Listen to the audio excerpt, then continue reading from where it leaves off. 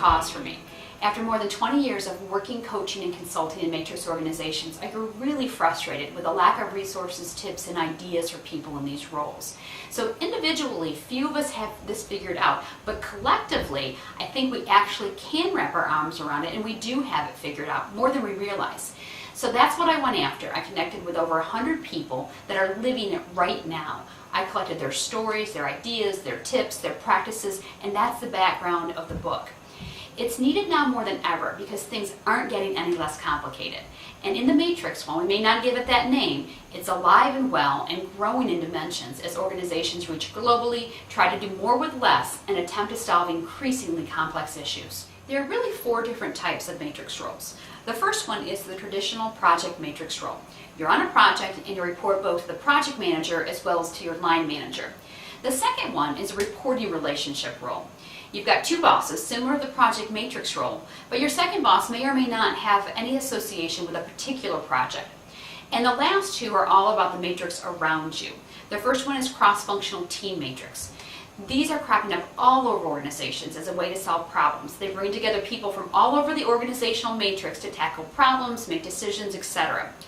And the last one is a customer hub matrix role. These are your account managers, your customer liaison. People in these roles have a web of resources they turn to get the customer what they need, but they really don't have any formal authority over these resources. About halfway through writing the book, I realized that there were several pieces of advice that I was giving regardless of the context. They applied to almost every challenge you face in these roles. Pretty soon this idea of building blocks started to take shape, and I landed on 4. The first one's mindset. So much of making these roles work is adjusting how we think about them. Change your way of thinking before you change your way of doing. Don't just try the tips in the book. Have a genuine change of heart and change of mind. Then these become more than just your latest technique. The second one is Jiu-Jitsu. This is a martial art that relies on the redirection of the force of your opponent. You'll find yourself using this quite a bit in matrix roles, although you won't always talk about opponents in these situations. But the things that fall into this category are sometimes counterintuitive, and it really brings to light the fact that there's much more finesse than force in these roles. The third one is zoom out. To succeed in a matrix role, you've got to broaden your perspective. Narrow, siloed thinking gets you nowhere close to mastery.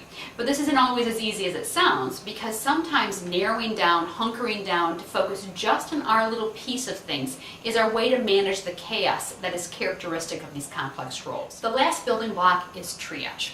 Sitting at an intersection that brings together many parts of the organization's matrix and having a zoom out mentality means you're going to see a lot. Discussions that need to take place, decisions that must be made, conflicts to resolve. You can't take them all on. You've got to learn to triage, much like an ER doctor does, constantly prioritizing and reprioritizing.